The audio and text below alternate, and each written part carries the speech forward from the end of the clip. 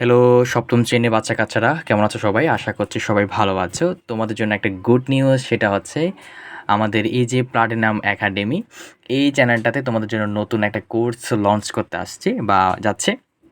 সেটা হচ্ছে তোমরা হচ্ছে এখানে দেখো হোম, ভিডিওস, শর্ট অ্যান্ড কোর্সে ক্লিক করলে তোমরা হচ্ছে এখানে সুন্দর করে কী পাবা দেখো। তোমাদের এই সপ্তম শ্রেণীর বিজ্ঞান বইয়ের যতগুলো চ্যাপ্টার আছে সেই চ্যাপ্টারগুলোতে তোমরা ফ্রি ক্লাস পেয়ে যাবে।